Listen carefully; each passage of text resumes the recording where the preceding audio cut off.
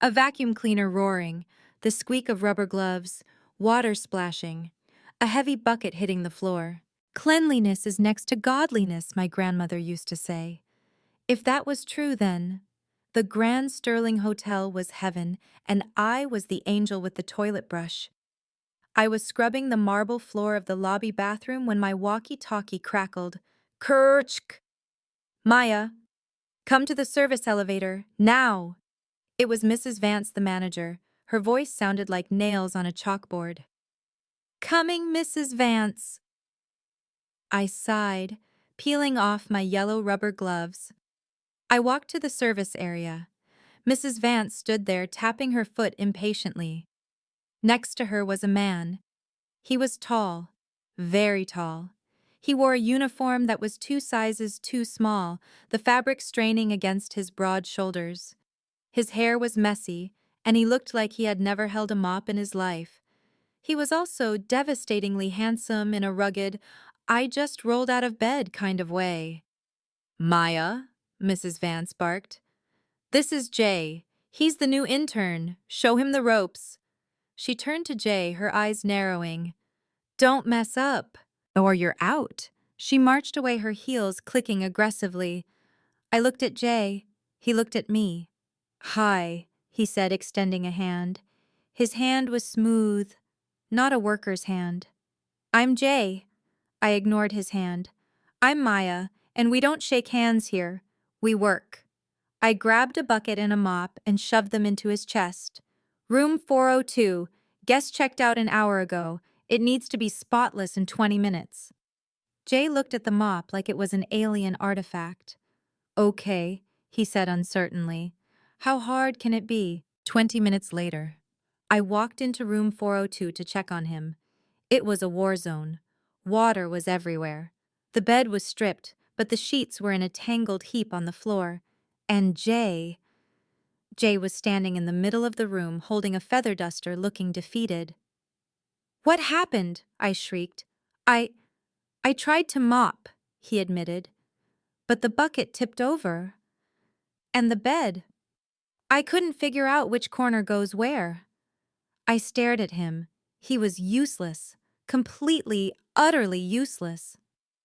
Have you ever made a bed before? I asked. Not really, he shrugged. I usually have people for that. People? I raised an eyebrow. Like your mom. He flinched. Sure, let's go with that. I sighed, grabbing a towel to soak up the water. Look, Jay, I don't know who you are or where you came from, but if you want to keep this job, you need to learn fast. Mrs. Vance fires people for sneezing too loudly. I got down on my hands and knees and started scrubbing. Jay watched me for a moment, then awkwardly knelt down beside me. He picked up a towel. You're good at this, he commented, wiping a spot I had already cleaned. I've been doing this for 3 years, I said. It pays the bills. Is it your dream? He asked suddenly. To clean toilets? I stopped scrubbing. I looked at him. His eyes were a startling shade of gray, intense and curious. My dream, I said softly, is to open a bakery, cinnamon rolls, croissants, the kind of place that smells like butter and happiness. Sounds nice. He smiled. It was a genuine smile transforming his face. But dreams cost money, I snapped back to reality.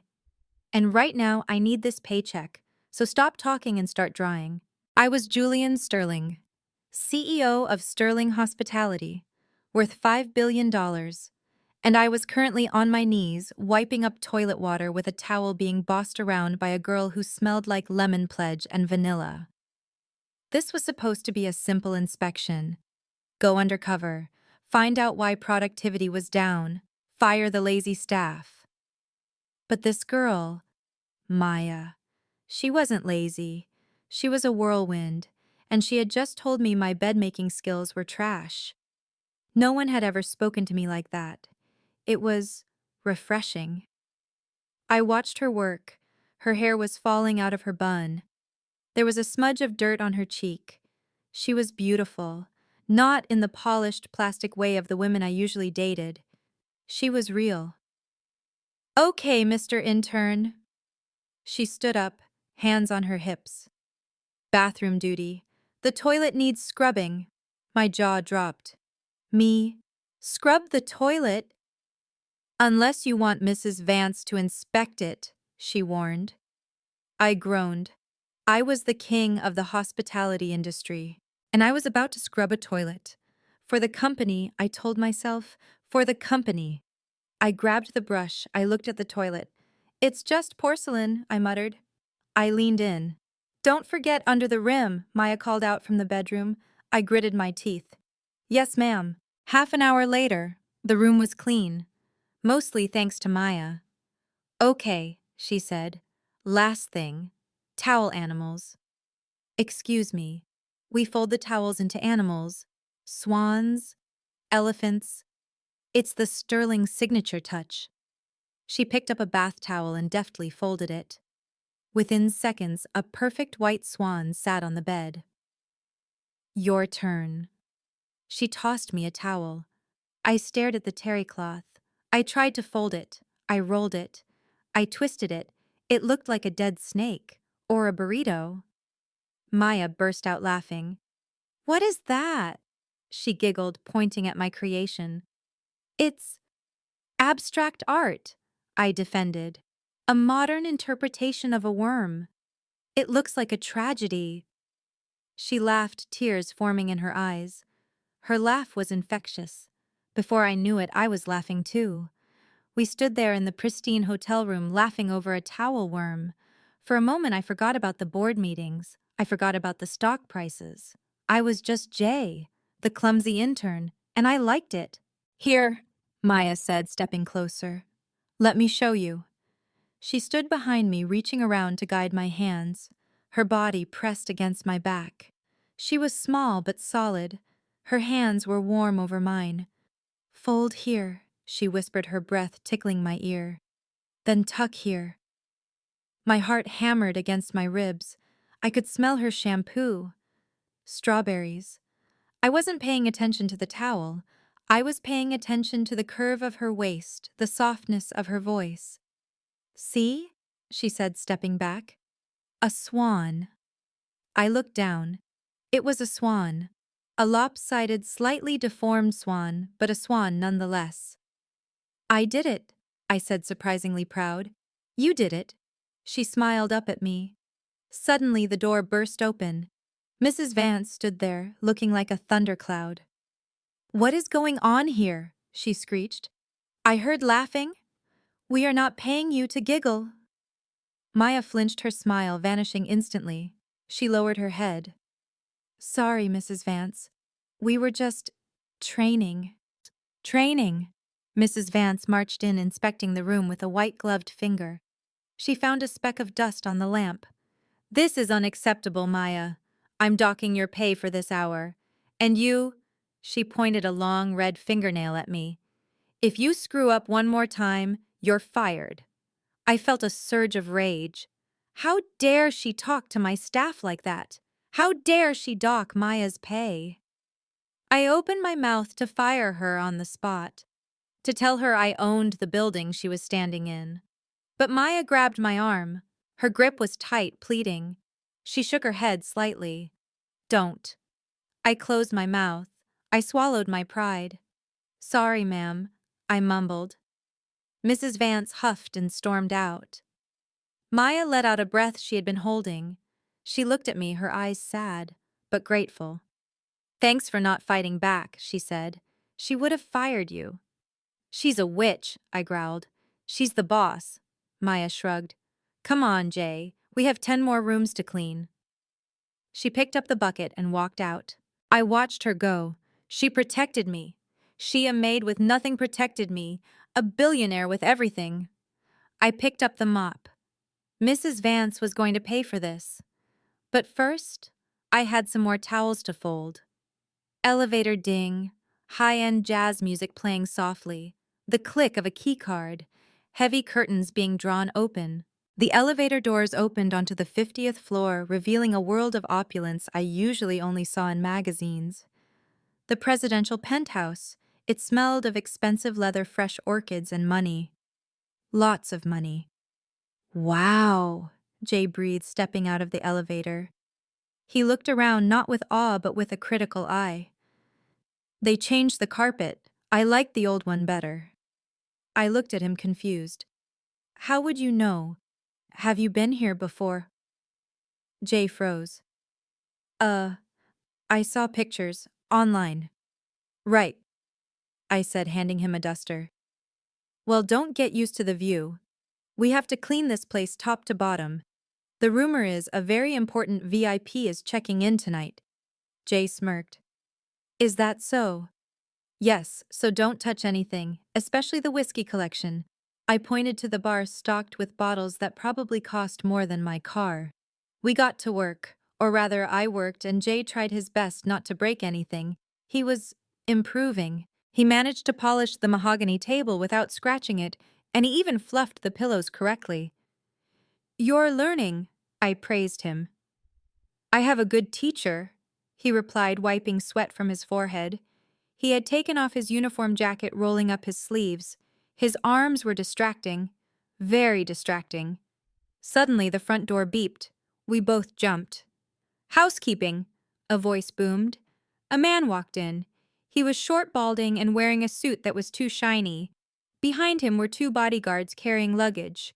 It was Mr. Rossi, a regular VIP guest known for being difficult. We're not finished yet, sir, I said, stepping forward. Check-in isn't until 3 p.m. Mr. Rossi waved a hand dismissively. I'm early. Get out, or stay and pour me a drink. He looked me up and down, his eyes lingering on my uniform. It was a look I knew too well, the look of a man who thought the room service menu included the staff. We'll leave immediately, sir, I said, grabbing my bucket. Jay, let's go. Jay was standing by the window, his back rigid. He was staring at Mr. Rossi with cold fury. Jay, I hissed. Now. Wait, Mr. Rossi said. He walked over to me, blocking my path to the elevator. What's the rush, sweetheart? The bathroom isn't clean. I can see a spot. I cleaned it myself, sir. I say it's dirty, he sneered. Go back in there, and maybe I'll come supervise you. He reached out and grabbed my arm. His fingers were clammy. Let go of me, I said, trying to pull away. Don't be shy. Rossi laughed. I tip well. Heavy footsteps approaching fast. A thud of a hand hitting a chest. Suddenly, Rossi was shoved backward. Jay stood between us. He towered over the smaller man. She said, let go, Jay said. His voice was low, terrifyingly calm. Rossi stumbled, looking shocked. Who do you think you are? You're just a janitor. And you are a guest. Jay stepped closer, forcing Rossi to retreat. Which means you rent the room, not the people. Do you know who I am? Rossi shrieked, his face turning red. I spend $1 million a year at this hotel. I will have you fired. I will have you destroyed. Try it, Jay challenged. Jay, stop. I grabbed his arm, pulling him back. Please, he's a VIP. You'll lose your job. I looked at Rossi. I'm sorry, sir. He's new. He doesn't know the rules. He's fired, Rossi yelled. Get out, both of you, before I call security. I dragged Jay into the elevator. The doors closed just as Rossi threw a vase at us. Crash. Echoing footsteps on concrete stairs. Heavy breathing. A door slamming shut. We didn't take the elevator down. We got off at the next floor and went into the emergency stairwell. I slumped against the wall, my legs shaking. Are you crazy? I shouted at Jay. You pushed a guest, a VIP guest. He touched you, Jay said, pacing back and forth on the landing. He was still furious. His hands were clenched into fists. So, what? It happens, I cried. It's part of the job. You smile, you apologize, and you leave. You don't start a fight. Jay stopped pacing. He looked at me horrified. It happens, he repeated. How often? Often enough. I hugged myself, looking down. Men like him. They think money buys everything, and usually they're right. Not here, Jay vowed. Not in this hotel. You don't make the rules, Jay, I said softly. Mrs. Vance does, and she will fire us both if Rossi complains. Jay walked over to me. He gently took my shoulders. I promise you, Maya, you won't be fired. And Rossi, he won't bother you again. How can you promise that you're just an intern? Jay looked deep into my eyes. For a moment, the clumsy boy was gone. In his place was a man of power. I have connections, he said vaguely. Trust me. I looked at him. I shouldn't trust him. He was reckless. He was dangerous. But he was also the only person who had ever stood up for me. Okay, I whispered. I trust you. He smiled a sad, gentle smile. He reached out and tucked a strand of hair behind my ear. His fingers brushed my cheek. His skin was rough from the cleaning chemicals, but his touch was soft. We stood there in the cold stairwell, surrounded by concrete walls, but it felt like the most intimate place on earth. You're brave, Maya, he said. I'm just tired, I admitted. Then let me carry the load for a while, he said. Suddenly his stomach growled, loudly. The tension broke. I giggled. Hungry hero. Jay blushed. Starving. I skipped breakfast. Come on, I said, taking his hand. It's lunch break. I know a place where Mrs. Vance can't find us. Wind blowing, distant city traffic, seagulls, a paper bag rustling. We sat on the edge of the roof, our legs dangling over the side. The view was breathtaking. The whole city stretched out before us. This is my secret spot, I said, opening my lunch bag. Don't tell anyone. Your secret is safe with me, Jay said, looking at the view. I didn't know you could get up here. I picked the lock. I winked. I pulled out 2 sandwiches, peanut butter and jelly, and a thermos of coffee. It's not caviar, I said, handing him a sandwich. It's perfect. Jay took a bite. I haven't had PB&J since I was 8. Really? What did you eat, lobster? Usually, he admitted. And truffle pasta. My mom's chef was very fancy. We ate in comfortable silence. So, Jay asked, sipping the coffee from the thermos cap. Tell me about the bakery. What about it? What's the plan? Where would it be? What's the name? I smiled, looking at the horizon. It would be called Maya's, I said. Simple. It would be in the West Village, small, cozy, brick walls, and I would bake everything fresh every morning. No frozen dough, real butter, real vanilla. How much do you need? To start, about $50,000. I laughed bitterly, which on my salary will take me about 100 years to save. Jay looked at me. He was calculating. What about the debt, he asked. You mentioned bills. My dad. I sighed. He got sick before he passed. Medical bills. I inherited them. I pay every month, but the interest keeps growing. I looked at him. Why am I telling you this? I just met you. Because I'm a good listener, Jay said. And because we're partners, the toilet scrubbing team. I laughed. The glamorous life. Jay finished his sandwich. He wiped his mouth. 50,000, he murmured. It's doable. For you, maybe, I teased. Mr. I have people for that. Maybe. He smiled enigmatically. He leaned back on his hands, looking up at the sky.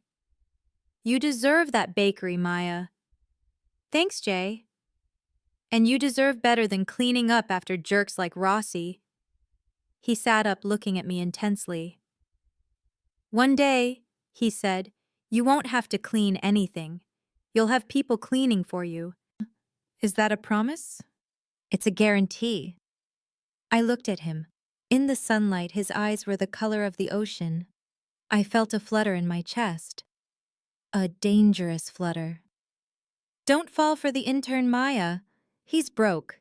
He's clumsy. He's trouble. But as he smiled at me, peanut butter on the corner of his mouth, I realized it was too late. I was already falling. I watched her laugh. She was eating a $2 sandwich on a dirty roof wearing a stained uniform, and she looked happier than any debutante I had ever met. I wanted to give her the world. I wanted to buy her that bakery. I wanted to pay off her debt.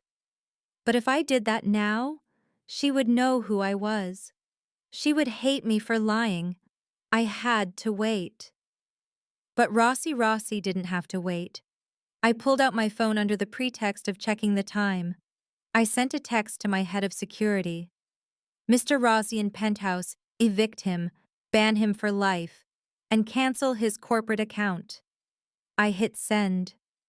Maya thought I was just an intern. She didn't know she was having lunch with the man who could move mountains for her. And I would. Starting now. The hum of laundry machines, rolling carts, hissing steam, a door clicking shut, the jiggle of a door handle. The laundry room was the heart of the hotel. It was hot, loud, and smelled of industrial-strength bleach. Sheets, I instructed Jay, pointing to a towering pile of white linens. We need to sort them. King size, queen size, and twin. Jay looked at the pile as if it were a mountain he had to climb.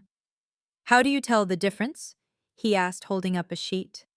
By looking at the tag, I said, suppressing a smile. Or by holding it up, like this. I spread my arms wide, unfurling a king sheet. It billowed around me like a ghost. Jay watched me mesmerized. You look like an angel, he blurted out. I froze. My face heated up. Don't be cheesy, Jay. It's just cotton. Egyptian cotton, he corrected automatically. Thread count 600. I stared at him. How do you know that I, read the label? He stammered, his cheeks flushing slightly. We worked in silence for a while. The rhythmic folding was almost therapeutic. I need more pillowcases, I said. They're in the back closet. I'll get them, Jay offered. No, I know where they are. Come with me, you can carry the stack. We walked to the storage closet at the far end of the room. It was narrow, lined with shelves floor to ceiling. I stepped inside, reaching for the top shelf. Jay followed me in. Suddenly, a loud click echoed behind us. The door had swung shut. I spun around and grabbed the handle. It wouldn't turn. Oh no, I whispered. The latch is broken. Mrs. Vance has been meaning to fix it for weeks. I pounded on the door. Hello, is anyone out there? Silence. The laundry machines were too loud. No one could hear us. We're stuck, I said, turning to Jay. Stuck, he repeated. He didn't look upset. He looked interested. The closet was small, barely enough room for 2 people. Jay was pressed against the shelves, and I was pressed against the door. There was maybe 6 inches of space between us. Do you have your phone? I asked. Left it in my locker, he said. Same. We were trapped, in the dark, alone. Well, Jay said, his voice dropping to a low rumble in the confined space. I guess we wait. He shifted his weight. His knee brushed against my thigh. A jolt of electricity shot through me. Sorry, he murmured. It's okay, I breathed. The air in the closet grew warmer. I could smell him, not just the hotel soap, but him. Sandalwood, expensive cologne, and man. Maya, yeah. Are you claustrophobic? A little, I admitted. My heart was starting to race. The walls felt like they were closing in. Hey, Jay said softly. He reached out and found my hand in the dark. His grip was warm and solid. Focus on me. Don't look at the walls. Just look at me. I looked up. In the sliver of light coming from under the door, I could see the outline of his face, his jawline, his intense eyes. Tell me something, he said. Distract yourself. Like what? Like, why cinnamon rolls? I laughed nervously. What? For your bakery, why cinnamon rolls? Because, I took a shaky breath, squeezing his hand. When I was little, my dad used to make them every Sunday. He wasn't a baker, so they were always a little burnt or lopsided. But the smell, it filled the whole house. It made everything feel safe. My voice cracked. I missed my dad. He sounds like a good man, Jay whispered. He was the best. Jay took a step closer. There was nowhere for me to go. My back was against the door. He raised his hand and brushed a tear from my cheek. I hadn't even realized I was crying. I wish I could have met him, Jay said. He would have liked you, I whispered. Even if you can't fold a towel to save your life. Jay chuckled. The sound vibrated against my chest. I'm working on it. We fell silent. The playful mood shifted into something heavier, something deeper. He was so close. I could feel the heat radiating from his body. I could see the pulse beating in his neck. He wasn't looking at my eyes anymore. He was looking at my lips. Maya, he breathed. Jay. He leaned down, slowly, giving me time to push him away. I didn't push him away. I tilted my head up. My heart hammered against my ribs like a trapped bird. His hand moved to cup my cheek, his thumb tracing my lower lip. You have no idea, he whispered, how much I want to kiss you right now. Then do it! I challenged, my voice barely audible. He closed the distance. His lips brushed mine, softly at first, a question. I answered by pressing closer, wrapping my arms around his neck. He groaned a low sound of hunger and deepened the kiss. It was electric. It was fire. It was everything I shouldn't be doing with an intern in a supply closet, but I didn't care. His hands roamed my back, pulling me flush against him. I felt the hard muscles of his chest, the strength in his arms. For a moment, the world disappeared. There was no hotel, no Mrs. Vance, no debt. Just Jay. A loud click. The door swinging open, light flooding in. What in the world is going on in here? We sprang apart like guilty teenagers. Mrs. Vance stood in the doorway, hands on her hips, her face twisted in a scowl. Behind her stood 2 security guards. The door jammed, I stammered, smoothing my uniform. We were stuck. Mrs. Vance looked from my flushed face to Jay's swollen lips. She wasn't stupid. Stuck, she sneered. Is that what we're calling it? She stepped into the closet, looking around with disdain. Fraternizing with coworkers is against company policy, Maya. You know that. We weren't fraternizing, I argued. We were working. It looked like you were working on each other, she retorted. She turned to Jay, her eyes narrowed. There was something calculating in her gaze. And you, she said, you seem to be the common denominator in all of Maya's troubles today. First the guest, now this. It wasn't his fault, I interjected quickly. I asked him to help me. Silence, Mrs. Vance snapped. I didn't ask you. She looked at Jay again. She seemed to be studying his face as if trying to place him. You look familiar, she muttered. Have we met? Jay tensed. He looked down, hiding his face. I have a common face, he mumbled. Mrs. Vance huffed. Well, your work ethic is certainly common. Terrible. She pointed to the door. Get back to work, both of you.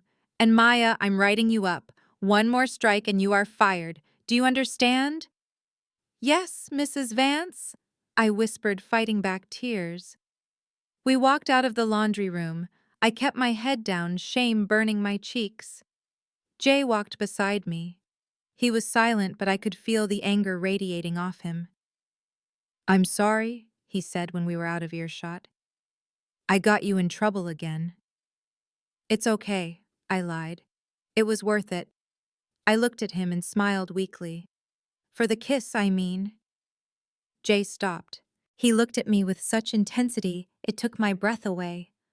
Maya, he said, I'm going to fix this. All of it. How?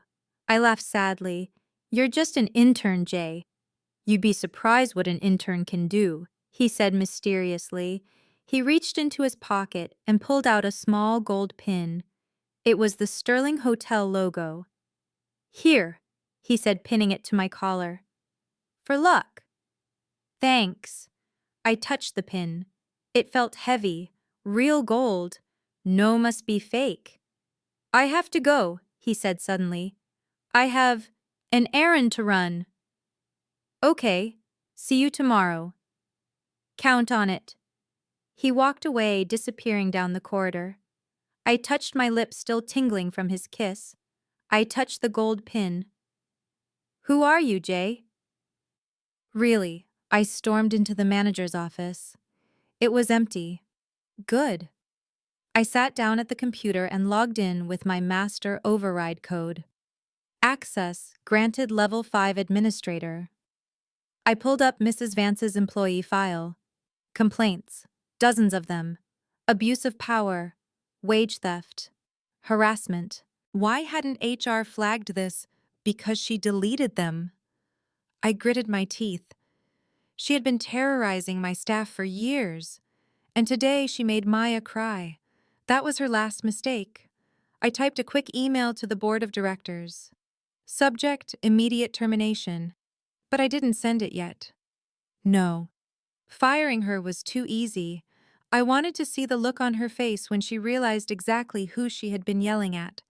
I checked the schedule. Tomorrow was the grand inspection. The CEO me was supposed to arrive at noon. Perfect. I logged out. Tomorrow the intern dies, and the king returns. A walkie-talkie static, an ominous silence in the lobby, footsteps echoing, a gasp, the sound of a zipper opening. The next morning, the hotel felt like a bomb waiting to detonate. The grand inspection was hours away. The staff was frantic, polishing brass that was already shiny, straightening paintings that were already straight. Mrs. Vance was on a warpath. She screamed at the bellboys, she yelled at the concierge, and she glared at me every time I passed. I tried to keep my head down. I focused on my work. I kept touching the gold pin Jay gave me. It felt like a talisman. Where was Jay? I hadn't seen him all morning. Maybe he quit. Maybe Mrs. Vance fired him. The thought made my chest ache. "Maya." Mrs. Vance's voice cut through the lobby. "Front desk. Now." I walked over, clutching my duster. Mrs. Vance was standing with 2 police officers and Mr. Rossi. My stomach dropped. Rossi was supposed to be banned. Jay said he handled it. Why was he back? And why was he smiling like a shark? "This is the girl," Mrs. Vance told the officers, pointing a finger at me. "Maya Brooks." "What's going on?" I asked, my voice trembling. "Mr. Rossi has reported a theft," Mrs. Vance said, her eyes gleaming with malicious triumph. "His Rolex watch, valued at $50,000. It went missing from his penthouse suite yesterday, while you were cleaning it." "That's a lie," I cried. "I didn't take anything." "We'll see about that," Rossi sneered. "Officer, search her bag."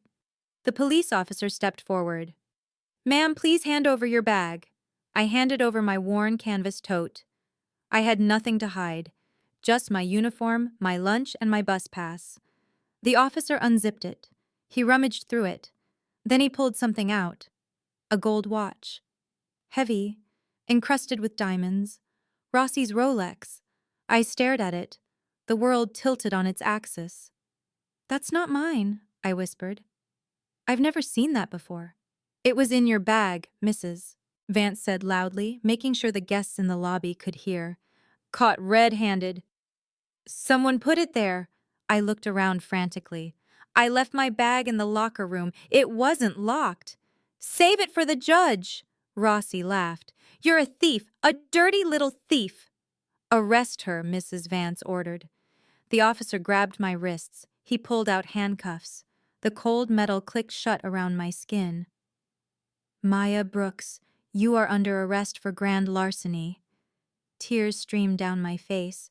"No, please, I didn't do it, Mrs. Vance. You know I wouldn't do this." Mrs. Vance leaned in close, her perfume suffocating me.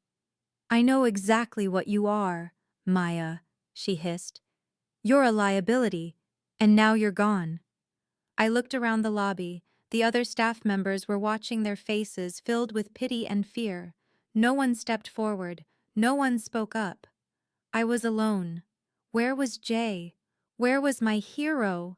He lied, just like everyone else. A heavy door slamming, a chair scraping, the hum of fluorescent lights. They took me to a back office, not the police station yet. They were waiting for transport. I sat in a chair, handcuffed, sobbing quietly. My life was over. My bakery dream was dead. I would go to jail. Who would pay my father's debts? The door opened. I looked up, expecting the police. It was Jay. He walked in, but he looked different. He was still wearing his intern uniform, but he walked differently. His posture was straighter, his eyes were colder. "Jay," I cried, "help me. They think I stole a watch." He didn't rush to me. He stood by the door looking at me. "Did you take it?" he asked. His voice was devoid of emotion. "No," I shouted. "How can you ask me that? You were with me. We were together." "We were together for lunch," he said. "But you were in the penthouse alone for 10 minutes while I went to the bathroom. Remember?" I froze. He was doubting me. Or worse. Was he in on it? "Jay?" I whispered. "Please. I'm innocent." He walked over to me. He crouched down, looking at the handcuffs. "I know," he said softly. "Then why did he ask? Then help me tell them." "I can't." He stood up. "Not yet." "What do you mean, not yet?" "They're taking me to jail." "Trust me, Maya," he said. "Just wait." "Wait for what?" I screamed. "Wait for my life to be ruined." He turned to the door. "Wait for noon," he said. And then he left. He left me there, handcuffed, alone. My heart broke into a million pieces. I took off the gold pin he gave me. I threw it on the floor. Liar. A clock chiming 12 times. A fanfare of trumpets. No, just the excited chatter of the staff. A limousine pulling up. Car doors opening. It was noon. The lobby of the Grand Sterling was lined with staff. Mrs. Vance stood at the front holding a bouquet of flowers, her smile wide and fake. Next to her, handcuffed and flanked by police, was Maya. Mrs. Vance wanted to make an example of her. She wanted the CEO to see the thief being taken away. She had no idea she was setting the stage for her own execution. I sat in the back of my limousine watching through the tinted windows. My assistant Marcus handed me my jacket, a bespoke Italian suit jacket, charcoal gray. "Ready, sir?" Marcus asked. "More than ready," I said, adjusting my tie.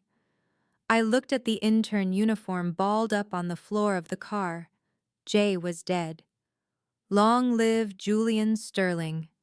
The driver opened the door. I stepped out. Flashbulbs popped. Not for a celebrity, but for me. The press was here for the annual inspection. I buttoned my jacket and walked into the lobby. The air changed. You could feel it. The shift in power. Mrs. Vance stepped forward, beaming. "Mr. Sterling, welcome. It is such an honor." She didn't recognize me. Of course she didn't. She never looked at the help. To her, Jay was furniture. Julian Sterling was a god. I stopped in front of her. I didn't take the flowers. I looked past her, straight at Maya. Maya was staring at me. Her eyes were wide, filled with shock, confusion, and betrayal.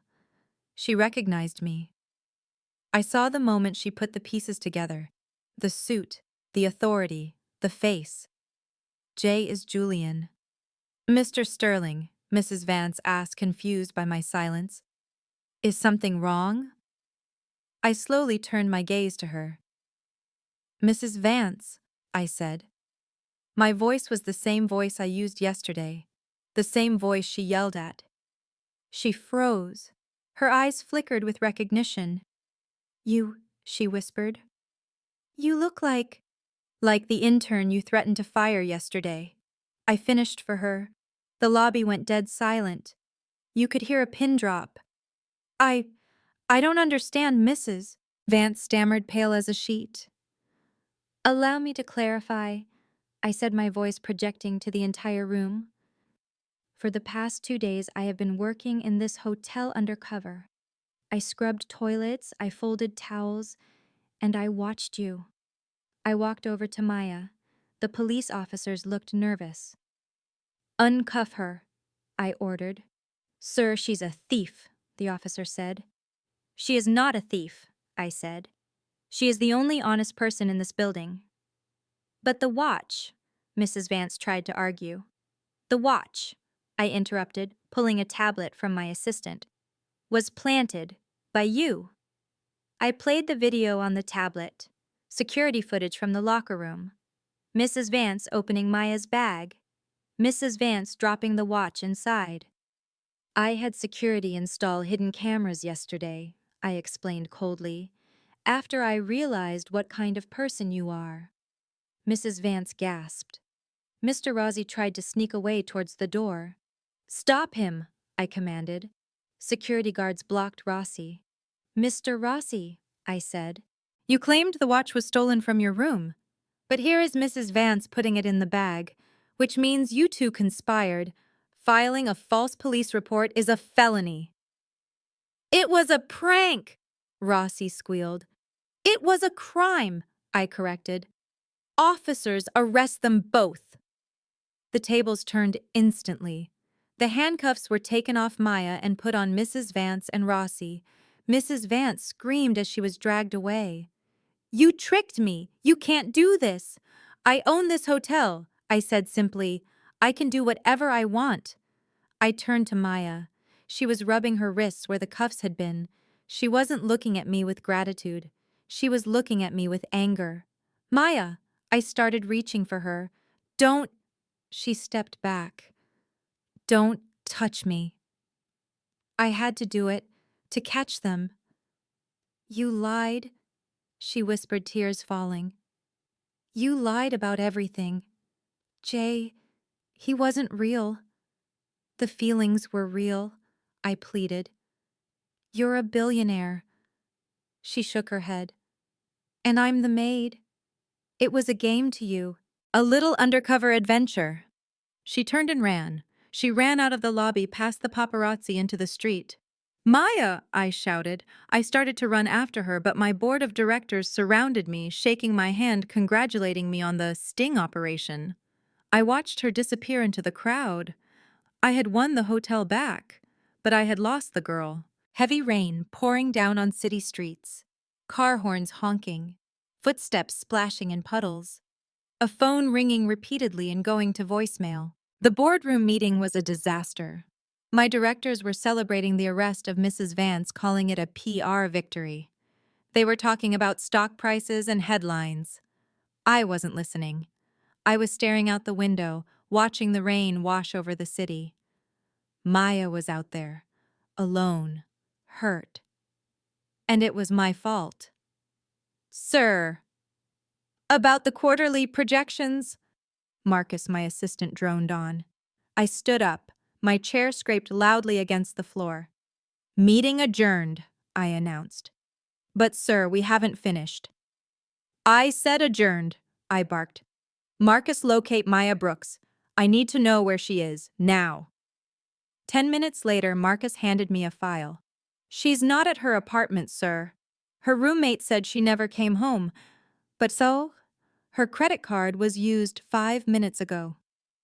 Where? A coffee shop in the West Village. The Daily Grind. The West Village, where she wanted to open her bakery. Get the car, I ordered. I found her sitting at a small table by the window, staring at the empty storefront across the street. She was soaked, her uniform clinging to her skin. She looked small and defeated. I hesitated. As Jay, I could have walked up to her, made a joke, and she would have smiled. As Julian Sterling, I was the enemy. I took a deep breath and walked in. The bell chimed. Maya looked up. Her eyes hardened instantly. She started to gather her things. Maya, wait, I said, blocking her path. Get out of my way, Mr. Sterling. She spat the name like a curse. Please, just 5 minutes. I gave you 2 days, she countered, and you used them to make a fool out of me. I didn't make a fool of you, I argued. I admired you. Everything I said, about the swan, about the bakery, it was true. Was it? She laughed bitterly. Or was it just research, how the poor people live? It wasn't research. It was the best 2 days of my life. The outburst silenced the coffee shop. People were staring. I didn't care. Maya. I lowered my voice. My life is spreadsheets and fake smiles. With you, on that roof, eating a sandwich, I felt real. For the first time in years. She looked at me, searching for a lie. You let me get arrested, she whispered. I had to catch Vance. I needed undeniable proof. You could have told me. You're a terrible liar, Maya. I smiled sadly. If you knew, your reaction wouldn't have been genuine. Vance would have suspected. So I was collateral damage, she concluded. A pawn in your game. No. I reached for her hand, but she pulled away. You were the queen. I did it all to protect you. She looked out the window at the rain. I don't want your protection, Julian. I want respect, and lying to me isn't respect. She stood up. Goodbye, Mr. Sterling. She walked out into the rain. I watched her go. She was right. I had treated her like a problem to be solved, not a partner. I needed to fix this. Not with money, but with action. 2 days later. Maya was staying at a friend's house. She hadn't returned to the hotel. I was busy, not with hotel business, with her business. I bought the empty storefront across from the coffee shop, the one she was staring at. I hired contractors. I hired designers. I worked alongside them, stripping wallpaper, painting walls. I didn't wear a suit. I wore jeans and a t-shirt covered in dust. I wasn't the CEO. I was the intern again. On the 3rd day, I sent her a message, not a text. A letter, hand-delivered. Meet me in the West Village at noon, please.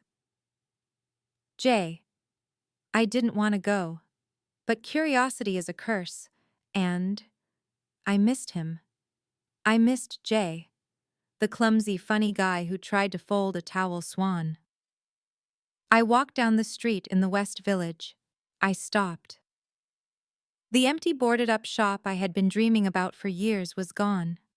In its place was a beautiful, freshly painted storefront. The windows were gleaming. The brick was restored. And above the door a hand-painted sign swung in the breeze. Maya's Bakery. I gasped, covering my mouth. The door opened. Julian stepped out. He was covered in white paint. There was sawdust in his hair. He looked exhausted and messy and perfect. He held a set of keys. I didn't hire people for this, he said, gesturing to the shop. I mean, I hired electricians for the wiring because I don't want to burn the place down. But the painting, the floors. I did that. Me. Jay. I walked closer, my heart pounding. Why? I whispered. Because I wanted to show you, he said, stepping off the curb. I'm not just a guy who signs checks. I'm a guy who is willing to get his hands dirty for you. He held out the keys. No strings attached, he promised. It's yours, even if you never speak to me again. You deserve this dream, Maya. I looked at the keys, then at the shop, then at him. You painted this 3 coats, he nodded. Vanilla cream. And the floors, sanded and varnished. My back is killing me. I laughed, a small watery laugh. You're an idiot, I said. I know, he grinned, but I'm a hardworking idiot. You missed a spot. I pointed to a smudge of paint on his cheek. He went to wipe it, but I reached out and did it for him. My thumb brushed his skin. The spark was still there, electric, undeniable. I don't want the bakery if it comes from Julian the billionaire, I said softly. It doesn't. He covered my hand with his. It comes from Jay, the guy who fell in love with you in a supply closet. My breath hitched. Love?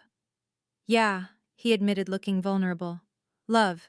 I know it's crazy. It's been a week, but I know. Don't you? I looked into his gray eyes. I knew. I had known since the peanut butter sandwich. Okay, I whispered. I'll take the bakery. And the guy, he asked hopefully. The guy is on probation, I teased. He has to prove he can bake a cinnamon roll first. Julian groaned. That sounds harder than running a company. Much harder, I agreed. But I'm a good teacher. He pulled me into a hug. He smelled of paint and promise. I'm sorry, he whispered into my hair. I forgive you, I whispered back. He kissed me then, right there on the sidewalk in front of my dream.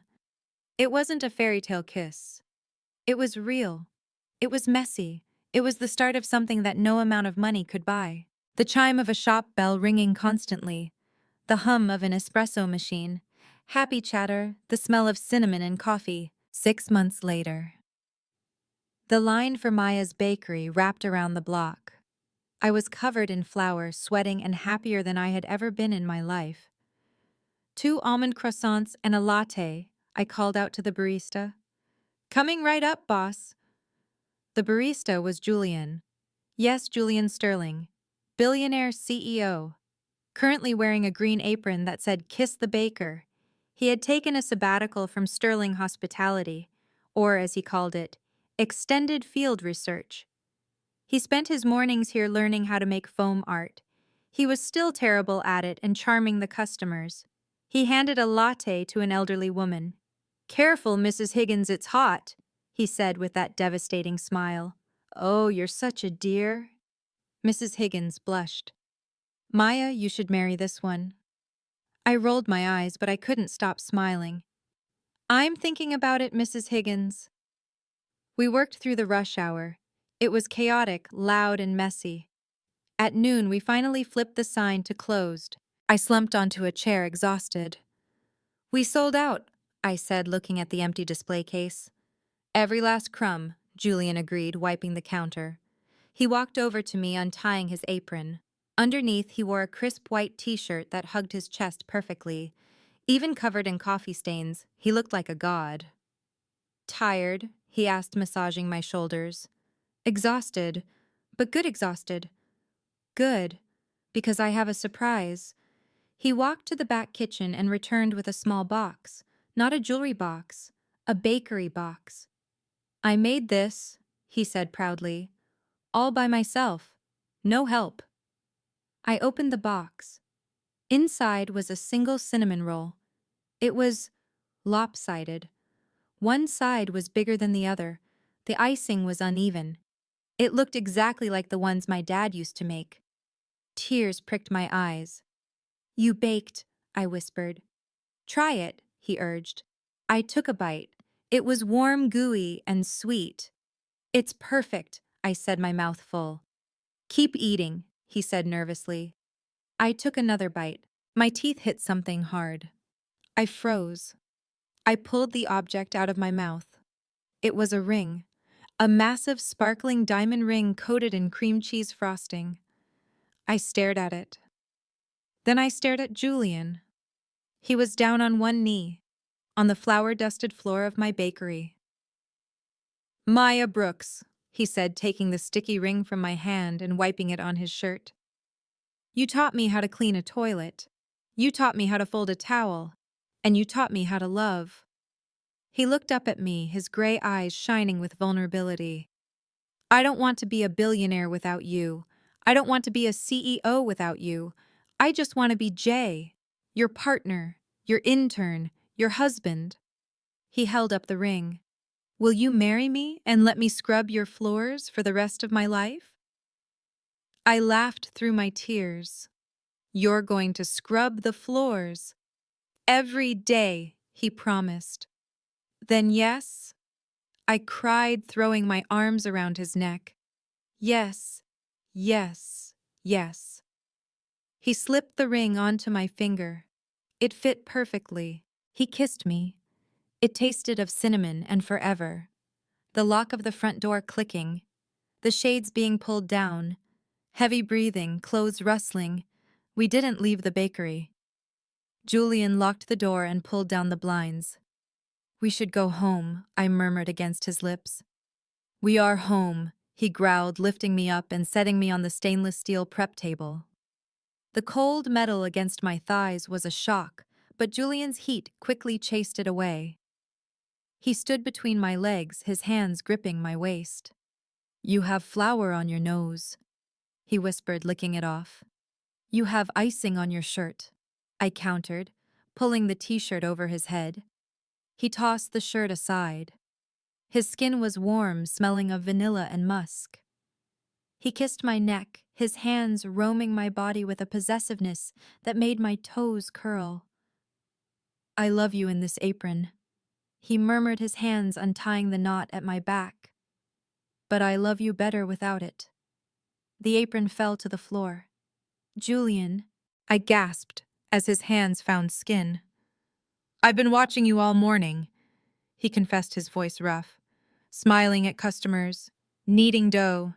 It drove me crazy. I wanted to drag you back here and do this. He kissed me deeply, his tongue exploring my mouth. He lifted me slightly, settling his hips against mine. Mine, he whispered. My baker. My wife. Yours. I agreed, wrapping my legs around him. We made love in the kitchen of the bakery we built together. It wasn't elegant. It was frantic, passionate, and filled with laughter and love. Flour dusted the air around us like snow. When it was over, we lay together on the table, wrapped in each other's arms, watching the dust motes dance in the afternoon sun. So, Julian said, tracing a pattern on my arm. Does this mean I get a raise? Depends, I teased. How are your dishwashing skills? Impeccable, he grinned. I've been practicing. A grand opening party, jazz music, glasses clinking, applause. 1 year later, we were cutting the ribbon for the second location of Maya's bakery. This one was inside the Grand Sterling Hotel. Mrs. Vance was long gone, currently serving time for fraud. The hotel lobby smelled of fresh bread and coffee. I stood next to Julian, holding his hand. My other hand rested on my stomach where a tiny bump was just starting to show. Speech, the staff chanted. Julian stepped forward. He looked handsome in his suit, but he still wore the gold pin I gave him on his lapel. I used to think success was measured in numbers, he said to the crowd. Occupancy rates, revenue, stock prices. He turned to look at me. But I learned that real success is finding someone who makes you want to be a better man. Someone who isn't afraid to tell you when your towel swan looks like a worm. The crowd laughed. To Maya, he raised his glass. The heart of this hotel and the heart of me. To Maya. Everyone cheered. He kissed me, ignoring the cameras. I love you, Mrs. Sterling, he whispered. I love you too, Mr. Intern, I whispered back. Life was sweet, sweeter than any cinnamon roll, and the best part, we were just getting started.